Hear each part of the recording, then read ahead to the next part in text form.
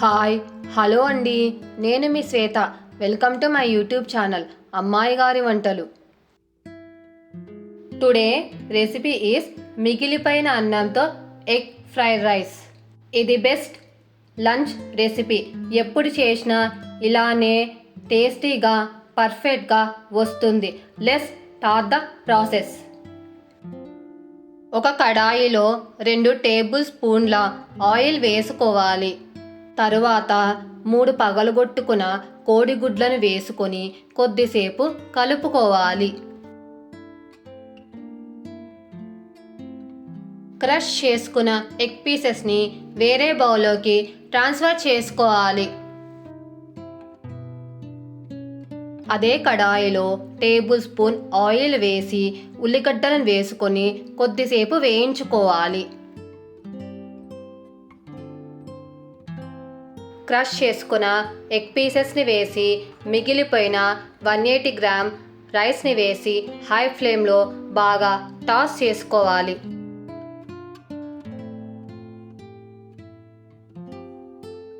One table spoon టమాటా sauce,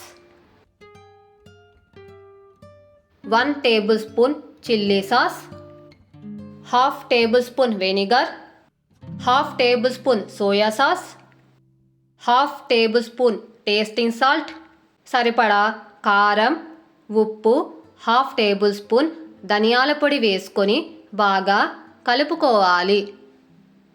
దీనిని high ఫ్లేమ్లో పెట్టడం వలన స్మోకీ ఫ్లేవర్ అనేది వస్తుంది. మరో విషయం గుర్తుంచుకోండి, అన్నంలోని ప్రతి మెతుకు వేడెక్కాలి.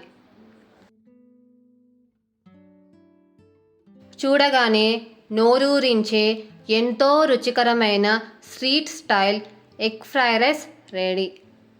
చివరిగా కొత్తిమీరతో గార్నిష్ చేసుకొని వేరే బౌల్లోకి ట్రాన్స్ఫర్ చేసుకోవాలి. ఇలా మీరు చేసి పెడితే పిల్లలు నిమిషాలలో ఖాళీ చేస్తారు. ఈ రెసిపీ నచ్చితే ఫ్రెండ్స్కి, రిలేటివ్స్కి షేర్ చేసి సబ్స్క్రైబ్ చేసుకొని ఫీడ్బ్యాక్ రూపంలో నాకు కమెంట్ చేయండి.